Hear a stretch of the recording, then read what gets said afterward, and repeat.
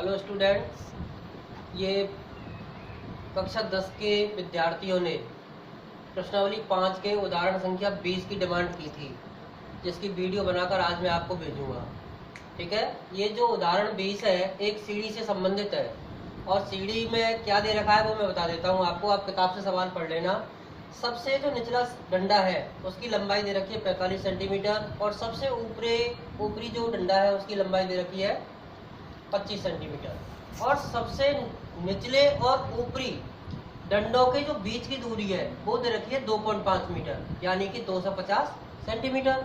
ठीक है, अब आगे क्या दिया हुआ है, दो डंडों के बीच की दूरी दे रखी है, दो डंडों के बीच की दूरी दे रखी है 25 सेंटीमीटर। अब इसने पूछा क्या है, ये पूछा है इस सीढ़ी में जितने डंडे लगे हुए हैं उनकी लंबाई क्या होगी। कुल लंबाई पूछी है, कुल लंबाई का मतलब आपको SN ज्ञात करना है इसमें, यानी इन डंडों की जो टोटल लंबाई है वो ज्ञात करनी है। अब देखो मैंने इनको कैसे सॉल्व किया है। सबसे पहले तो आप ये देखो, मैंने चित्र को पूरा बना दिया है, किताब में चित्र पूरा नहीं दिया हुआ है।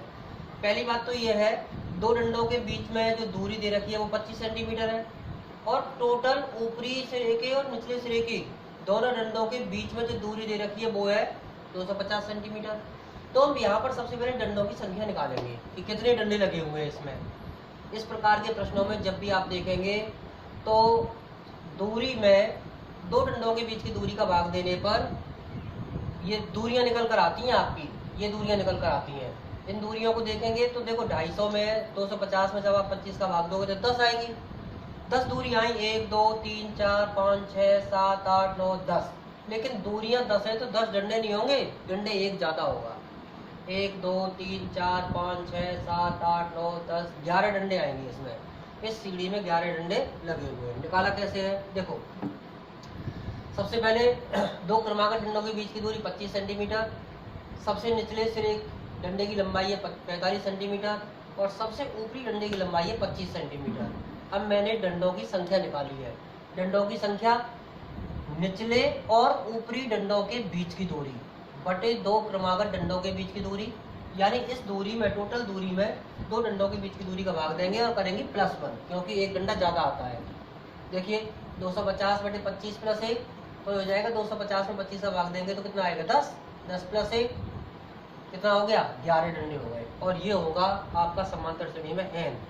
अब बात आती है ये समांतर श्रेणी क्यों है, क्योंकि इसमें प्रत्येक दो डंडों के बीच की दूरी समान है। सवाल में दिया हुआ है प्रत्येक डंडों के बीच में दूरी क्या है, समान। और जब जहाँ पर दूरी समान होती है तो वो सूची AP कहलाती है, यानी समांतर श्रेणी। तो मैंने लिखा है सभी डंडों के बीच की दूरी समान है अतः यह समांतर श्रेणी है।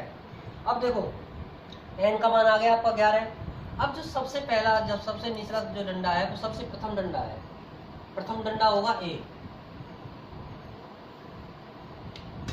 प्रथम डंडे की दूरी क्या होगी, A बराबर 45 सेंटीमीटर और सबसे ऊपरी डंडा लास्ट वाला डंडा है और लास्ट वाला होता है अंतिम पद यानी L बराबर हो जाएगा 11।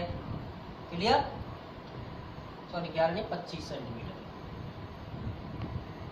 अब यहाँ पर हमें सभी डंडों की लंबाइयों का योग निकालना है, तो योग निकालने के लिए निकालते हैं SN।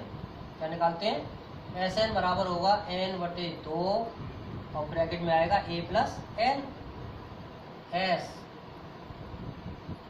n का मान 11 हमने निकाल लिया है बराबर n 11/2 A सबसे पहला डंडा 45 प्लस L का मान क्या आया था 25, 11/2 गुणा इन दोनों का प्लस करेंगे तो आएगा 70 और 2 से इसको डिवाइड कर देंगे ये आएगा 35।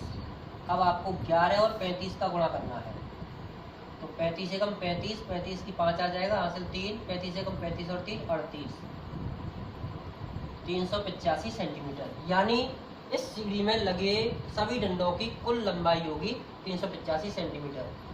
डंडों की कुल लंबाई यहाँ लिख देंगे, डंडों की कुल लंबाई